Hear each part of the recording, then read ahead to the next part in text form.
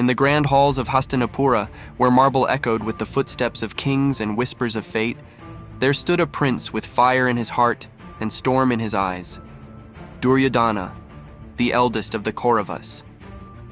From his youth, Duryodhana felt the shadow of the Pandavas stretch over his future like a curse. Yudhishthira's calm grace, Arjuna's unmatched skill, Bhima's brute strength, it was as if the universe had sculpted them to shine and left him in the twilight. Yet Duryodhana was not born to bow. He was raised with pride, ambition, and the relentless whisper of his uncle Shakuni, "The kingdom is rightfully yours." And Duryodhana believed it, not just with arrogance, but with conviction. He saw his father's blindness mirrored in the kingdom's blindness to his worth. Why must birthright favor virtue when strength can carve its own? He would often ask. When Draupadi was humiliated in the court, a moment etched in infamy, Duryodhana's smirk was not just of triumph, but of rebellion. He believed the rules were a game played by those who feared losing power. He was here to rewrite them. The game of dice was his battleground.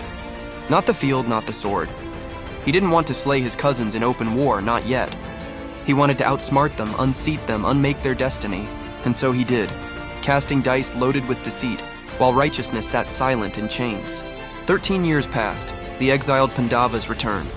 And as war loomed over Kurukshetra, Duryodhana stood firm. He was not without greatness, only without grace.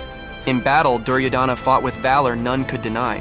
He battled giants, withstood grief, and watched his brothers fall one by one.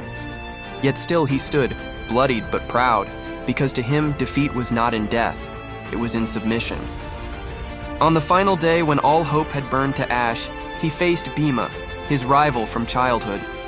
They fought like two thunderclouds crashing until Bhima struck below the belt, breaking Duryodhana's thighs. Even in agony, he did not weep.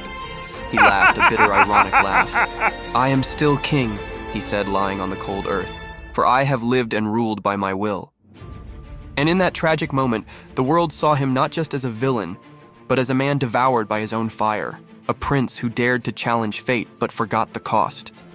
Thus ends the tale of Duryodhana, not just the enemy of the Pandavas, but a soul who chose pride over peace, ambition over dharma, and in doing so, etched his name into the eternal echoes of the Mahabharata.